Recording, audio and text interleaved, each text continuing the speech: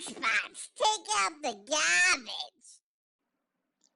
Hey everybody, this is Inkspots. Welcome to Painting is Rad. In this episode, we're going to lay down the base layer, which may seem really boring, but it's important that you do it this certain way, especially if you are following my process. Today, we're going to be painting a page from our comic book that is funding right now on Indiegogo. There's a link in the description. Frog G, the Cerberus Key, issue number 2, and it's drawn by the great Jason Bascom, and I'll be doing oil painting over the top of it. Now let's start out with a review of the materials that I use. This is Arches oil paper. This is 22 by 30 sheets. There's 3 sheets, so for each pack I get 6 comic book pages.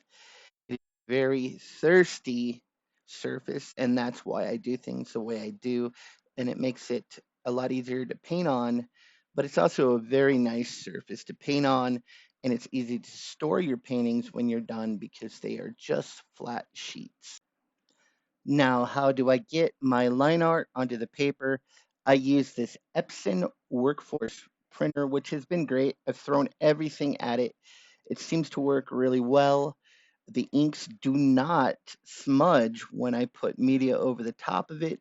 So this is a good choice. And this is the way I have to do it because uh, the artist of the line art lives 2,000 miles away from me. So he sends me the files and then I print them out on the Arches oil paper. And this seems to be a good system. And it's a good system for any paintings. So if you happen to draw in Photoshop, you can print those out using this printer and then paint over the top of them. And it'll save you a lot of time as far as image transferring. And now let's talk about the medium that I use, which is a Cobra water mixable oil medium. It's the 091. Make sure you get the 091 and not their glazing medium, which is, I believe, a 092. The glazing liquid has too much oil over it. So remember, we want to go fat over lean, which means less oil in the bottom layers, more oil on top. And this is very important for this process because you can use the 091 in a base layer. All right, let's get painting. You can see the beautiful line art by Jason Bascom. It's already pretty rad, and we're going to do the painting over the top. So what I'm doing here is I just mixed up a warm color because at the end of this, I want my whole painting to be a bit cooler because the setting is he's in a cave here. So I always start out with the opposite temperature of what I intend the painting to be, and then some of that nice warm base layer will show through after I'm all done, and it just gives it a little something extra.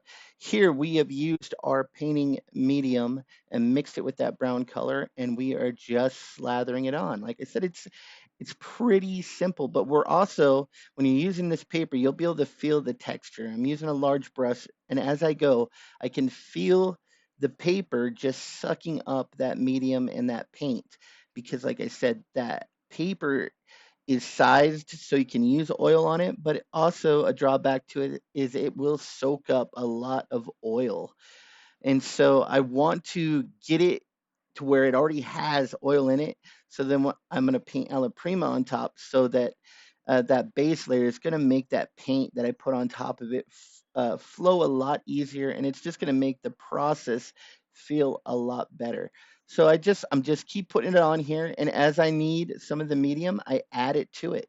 I think I used a full cap full of medium on this, which may seem like a lot, but like I said, that paper will suck it up.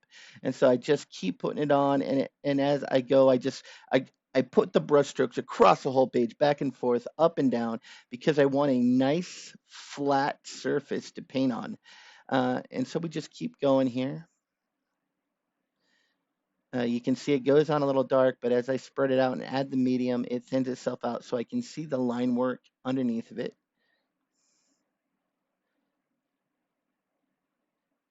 And here again, I'm just trying to go over the page and get any of that extra medium.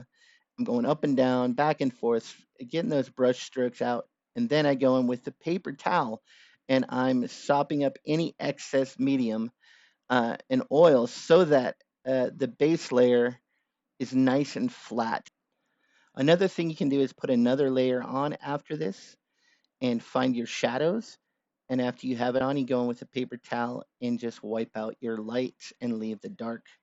Um, it'll be a little wetter to paint on, but it should still be okay. I do this every time I paint. So this is the base layer. Get this done and we'll go on to the next part. Thank you for watching Painting is Rad, and I will see you in the next episode. Make sure to back Frog G2.